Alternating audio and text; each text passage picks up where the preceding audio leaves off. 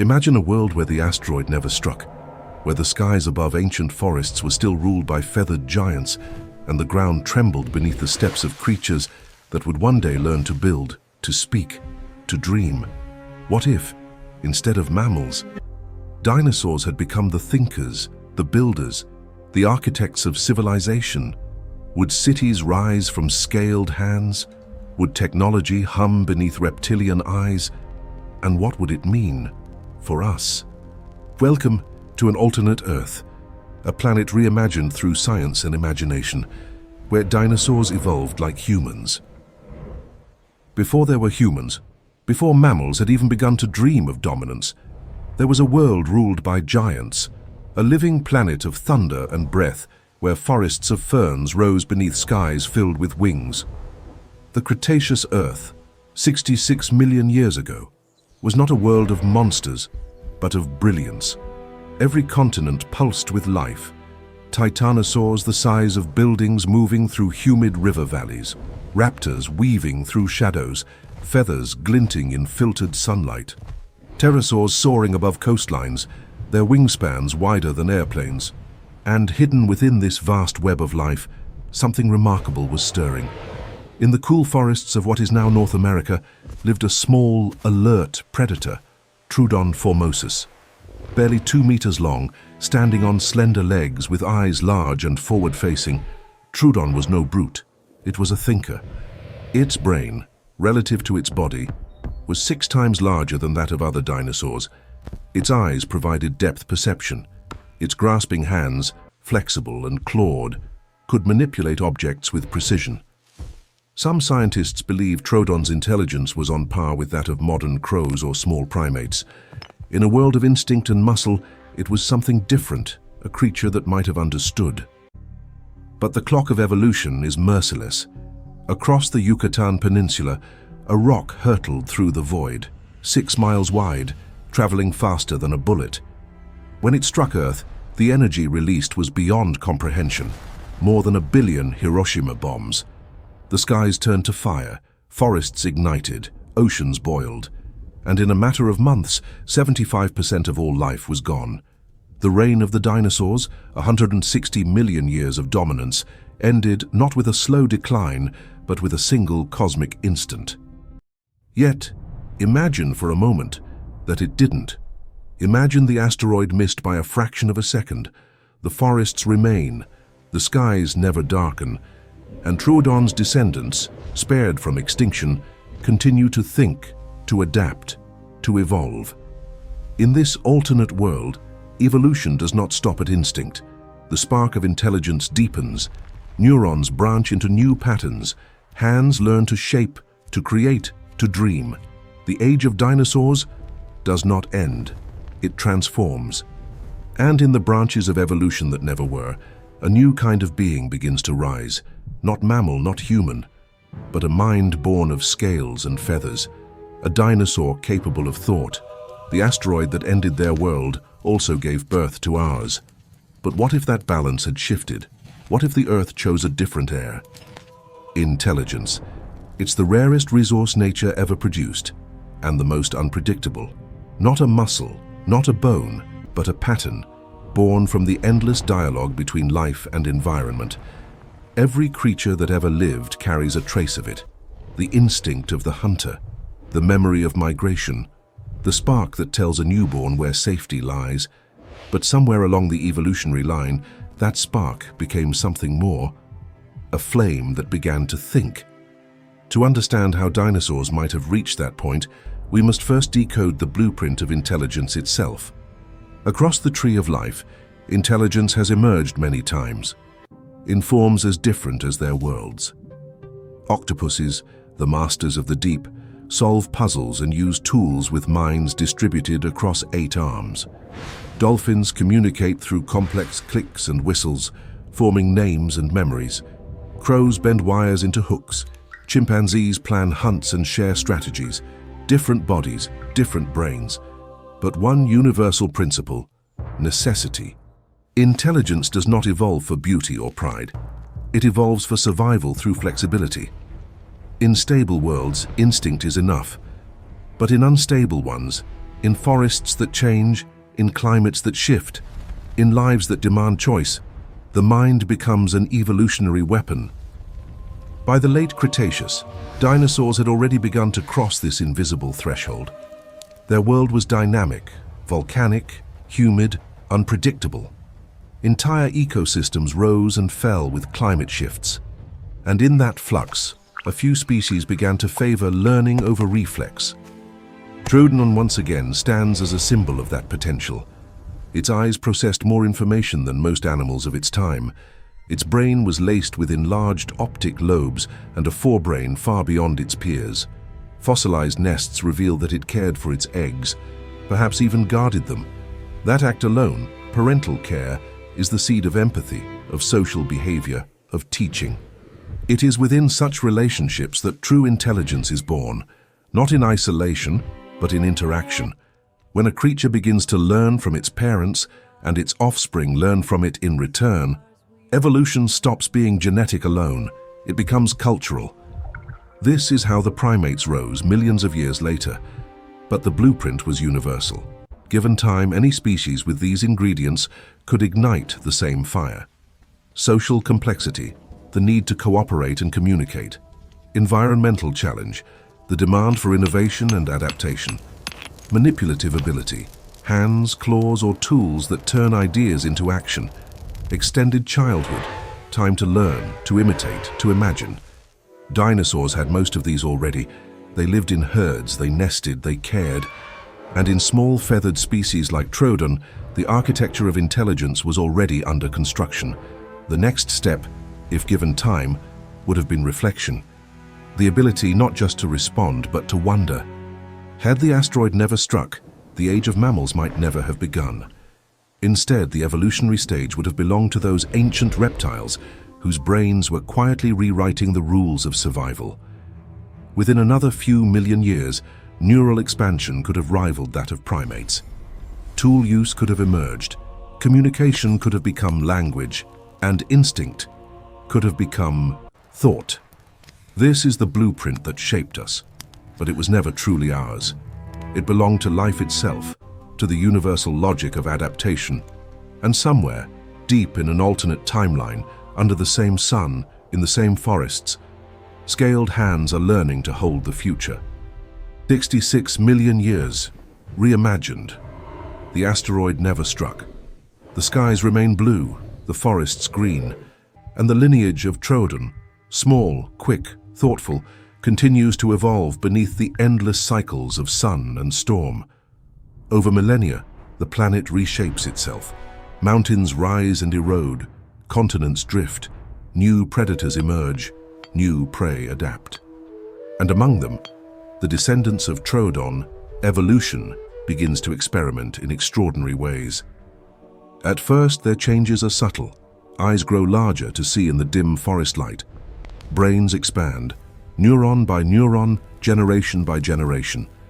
Their clawed hands, once used for gripping prey, begin to explore instead. Picking, peeling, prying open the world around them. Their feathers thin into fine, insulating filaments. Their posture straightens. The tail, once used for balance, shortens to conserve energy. And then, slowly, they begin to walk not just on the earth, but through it with intent. A new kind of creature emerges, upright, aware, and curious.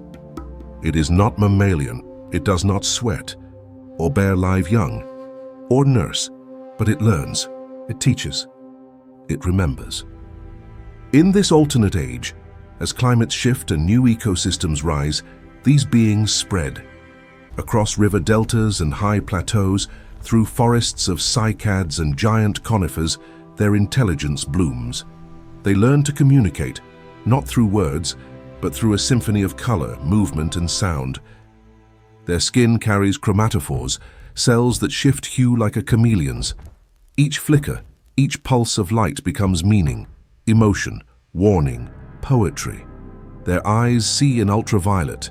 Their perception of the world is richer than ours, a living tapestry of colors invisible to human sight. And where we learn to strike flint and spark fire, they take another path. Cold-blooded, efficient, they find no use for flame. Instead, they learn to grow what they need.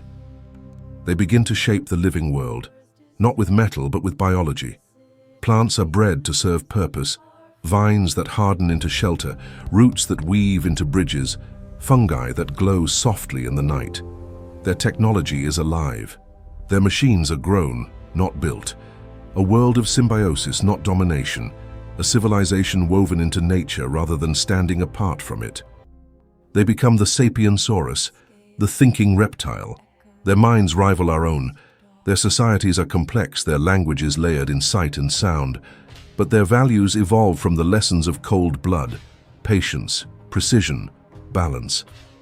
They live not in sprawling empires but in networks of harmony, living cities intertwined with forests designed to breathe and grow like the creatures who built them. Their art is movement, their philosophy equilibrium, their history written in light and living pigment on the scales of their elders. To them, the world is not a resource to conquer, but a pattern to understand. Intelligence for these beings is not measured in control, but in coexistence. While humanity built machines to shape its environment, the Sapiensaurus reshaped themselves to fit their world. Their civilization is not an empire of industry, but an organism, one vast interconnected consciousness of life and creation. And yet, beneath that calm brilliance, evolution still whispers. Ambition, curiosity, the hunger to know. It is the same flame that burned in us, the same drive that pushed humans to the stars. And one day, they too might look beyond their forests, beyond the clouds, and wonder what lies beyond their living sky. From the spark of Troodon's mind to the dawn of the Sapiensaurus, 60 million years of patient transformation. A world reborn not in fire, but in understanding. A mirror held up to evolution itself, showing us that intelligence, in any form, is simply the universe learning to know itself. By the time the Sapiensaurus reaches its golden age, the world has changed. Not through conquest, but through growth. Forests shimmer with faint light as night-blooming plants release their glow.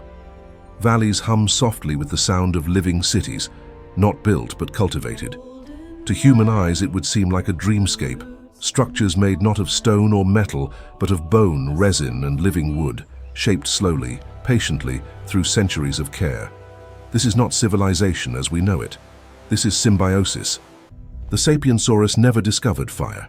Their bodies, cold-blooded and efficient, found no need for it. Instead, they mastered biology.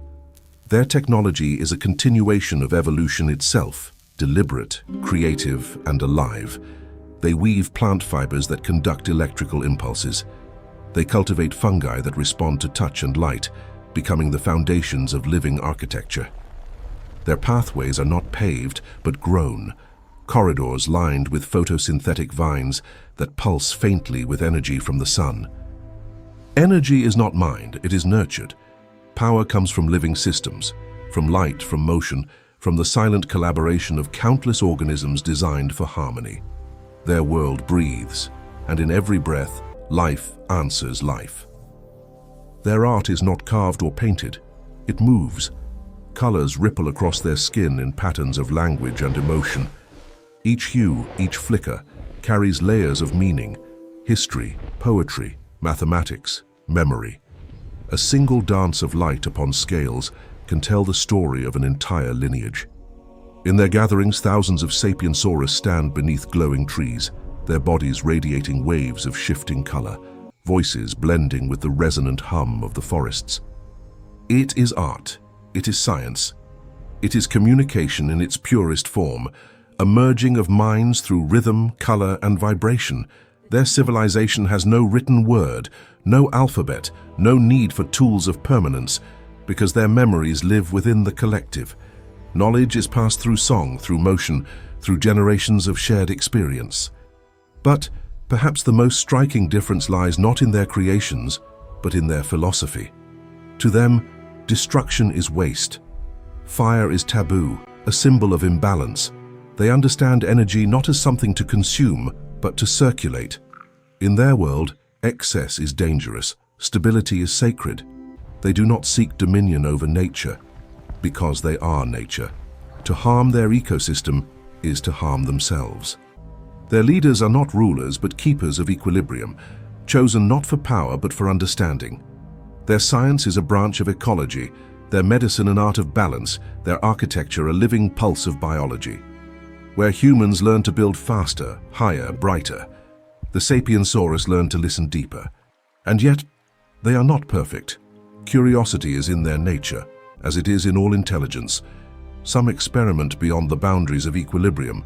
They splice genes to enhance crops, reshape creatures to serve new roles, push the limits of creation itself. Their world teeters, as ours once did, on the edge between innovation and consequence. Every intelligent species faces this test, the moment when its mind grows faster than its wisdom.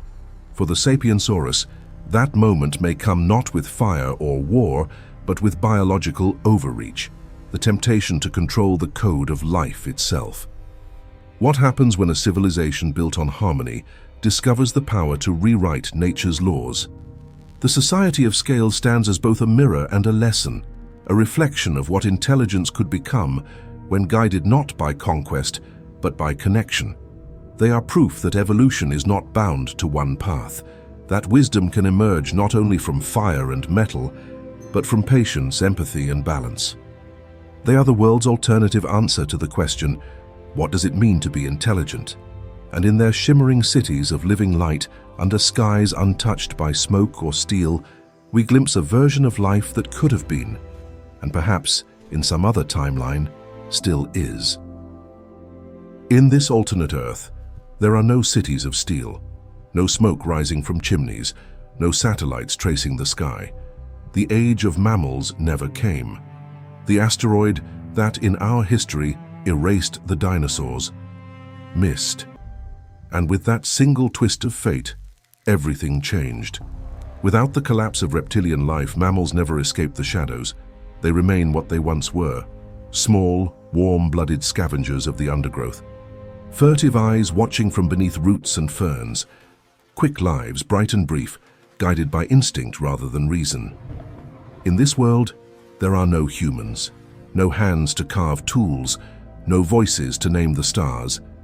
Yet the world is not silent. It is alive, in a different kind of intelligence. The Sapiensaurus now dominate the continents, not through force but through harmony. Their civilizations stretch across the land in subtle patterns, organic grids of life and color. From high above, the earth appears alive, veined with glowing rivers of photosynthetic architecture. Forests are not cut down, they are woven into. Rivers are not dammed, they are guided. The land breathes in rhythm with its thinkers. Their cities are silent in the way a forest is silent, full of sound but without noise. Energy flows but never burns, movement but no waste. They have mastered equilibrium. Where humanity reached outward, the Sapiensaurus looked inward, learning not to control their world but to belong to it. And in this world, the mammals, our lineage, are just one of many background species. A whisper of an alternate destiny. No apes to climb, no humans to evolve. Just a family of small, clever creatures who will never invent fire.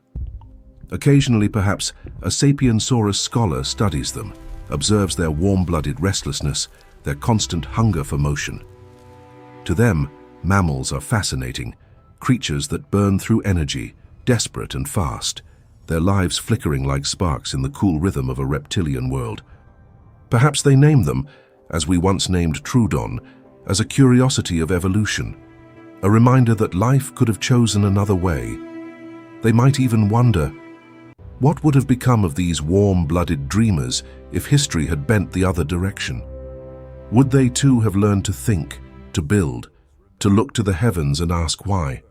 In their myths, if such things exist, they might speak of another world, a mirror reality where the cold-blooded fell and the warm-blooded rose, where forests burned and metal shone, and the earth was reshaped by creatures of bone and heat. To them, that would be a fable, an impossible dream, a world too reckless to exist. And yet, it's our world. We are their myth, the imagination of another evolution, the echo of what could have been had the asteroid not missed. In this reflection, we see the fragility of fate, how a single event, A rock from the sky divided all possible histories. In one, the mammals inherited the earth and became human. In the other, the dinosaurs endured and became wise. Two branches of the same tree stretching toward the same light of consciousness, one of scale and feather, one of skin and hair. Both bound by the same force, the universe's desire to understand itself. In the age of the Sapiensaurus, mammals never ruled. But life still found a way to think, to love, to imagine, and that may be evolution's greatest truth, that intelligence is not destiny, but possibility. Speculation invites wonder, but behind every what-if lies a deeper question. Could it really happen? Could dinosaurs, creatures of claw and scale, truly have evolved minds like ours? To answer that, we return to the fossil record, and to the one thing that binds all intelligence together, the brain. The brains of dinosaurs were long misunderstood. For decades they were dismissed as primitive, simple creatures ruled by instinct. But modern paleontology has rewritten that view entirely. Inside fossilized skulls, scientists now use high-resolution CT scans to reconstruct the shape and size of ancient brains. What they've found tells a very different story. In small bird-like dinosaurs such as Troodon, Deinonychus and Velociraptor, the brain-to-body ratio, the encephalization quotient, was astonishingly high. Troodon's EQ was roughly 6 times greater than that of other reptiles of its time, rivaling early mammals. Its optic lobes were large, its cerebellum, the center of coordination, was advanced, and its forebrain, the seat of learning and problem-solving, was beginning to expand. In evolutionary terms, it was standing at the threshold of something extraordinary. If evolution had continued uninterrupted, what might have followed? Brain size alone does not guarantee intelligence, but it opens the door. Given millions of years, selection could favor greater problem-solving, communication, and social complexity. And evolution does repeat itself. Across unrelated lineages, intelligence has arisen again and again in octopuses, dolphins, elephants, and birds. The patterns are clear. When a species faces shifting environments, strong social structures, and manipulable appendages, intelligence becomes inevitable. Dinosaurs already had 2 of those.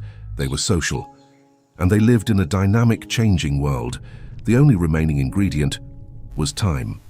Let's consider what 66 million more years might have brought. Birds, the last surviving dinosaurs, already show remarkable cognitive abilities. Crows and ravens plan for the future, craft tools, and recognize individual faces. Parrots understand symbols and mimic language. Some even mourn their dead. These are not the remnants of primitive minds. They are glimpses of what dinosaur intellect could have become. If such intelligence could evolve within creatures that survived the extinction, imagine what might have emerged from those that never faced it. Troodon's descendants might have become larger-brained, more dexterous, more communicative. They could have developed societies, cultures, and perhaps even technologies, though shaped by their biology, not ours. Of course, evolution is never certain. It doesn't aim for intelligence, it doesn't plan civilization. It simply adapts, endlessly, beautifully, blindly. Yet, time and again, it finds a way to make life more complex, more aware. On Earth, intelligence may not be a miracle, it may be a tendency. The universe, it seems, leans toward awareness. And if the dinosaurs had endured, that awareness might have taken a different shape. Reptilian, efficient, serene. Eyes that see ultraviolet instead of color. Hands of scaled precision instead of skin and bone. Minds that think not in words, but in patterns of light and rhythm. Different from us, but not less. So could it really happen? The evidence says yes, in theory it could.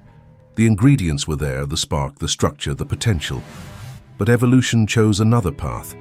A single moment of cosmic chance reset the stage, and mammals inherited the mantle of thought. Yet the idea remains, a haunting echo of what might have been.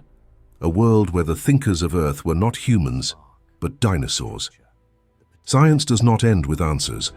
It begins with questions. And this one, perhaps more than any other, reminds us of the delicate balance of existence. In the endless experiment of life, Intelligence is not guaranteed, but neither is it rare. Given time, given chance, nature will find a way to think.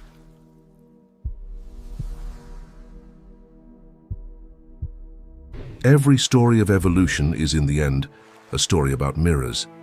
When we imagine another world, one ruled by intelligent dinosaurs, we are not just dreaming of the impossible, we are holding up a reflection of ourselves. Because the true question isn't what if they evolved like us, it's what does our evolution say about life itself.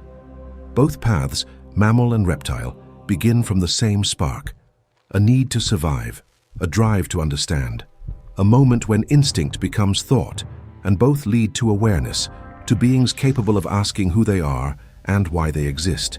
Whether shaped by warm blood or cold scales, whether they build from stone or from living vines, the result is the same: life, learning to know itself. In our world, we call ourselves human. In theirs, they might call themselves saurian. But beneath the language, the biology, the architecture of difference, the story is identical. Every civilization, reptilian or mammalian, faces the same questions. How far can we shape our world before we destroy it? How much can we create before we forget where we came from? And what does intelligence mean if it cannot coexist with life?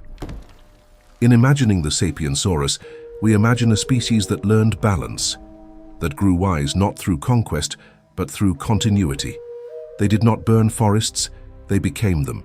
They did not conquer the planet, they belonged to it. And in that reflection, we see the path we might have taken, a quieter intelligence, a slower wisdom. Perhaps they are not our opposite, but our reminder. Because evolution does not favor the smartest or the strongest, it favors the ones who adapt. And adaptation is not only survival, it is understanding. The awareness that to live, we must live with the world, not against it. The dinosaurs in our reality vanished, but their legacy of resilience, of transformation, became us. We are, in a sense, the continuation of their dream, the mind of Earth awakening through another form. So perhaps the Sapiensaurus did exist, not in another universe, but in the mirror of our imagination. Because imagination is evolution. Every idea, every question, every vision of what might have been is nature thinking through us. The dinosaurs may have ruled the world of the past, but through thought, they continue to shape the world of the present. Every fossil, every feather, every reconstructed skull is a whisper from a lineage that once looked up at the same sky and, perhaps, wondered the same thing we do now. What will come after us? In that question, we are not alone. We are part of a continuum, from reptile to mammal, from instinct to reason, from earth to awareness. And maybe, somewhere in time, the Sapiensaurus still walks, not in flesh, but in the possibility of what life can become. Every fossil tells a story, not of death but of transformation. The dinosaurs never truly vanished. Their legacy flows through every bird, every heartbeat, and perhaps even through the imagination that brought them back to life in our minds. When we ask, what if dinosaurs evolved like humans? We are really asking, what might intelligence look like when it truly understands its place in nature? Because the story of life on Earth isn't about who ruled, it's about who learned. We are the latest chapter in a 4 billion year experiment, but not the last. Each discovery, each thought is evolution continuing through us.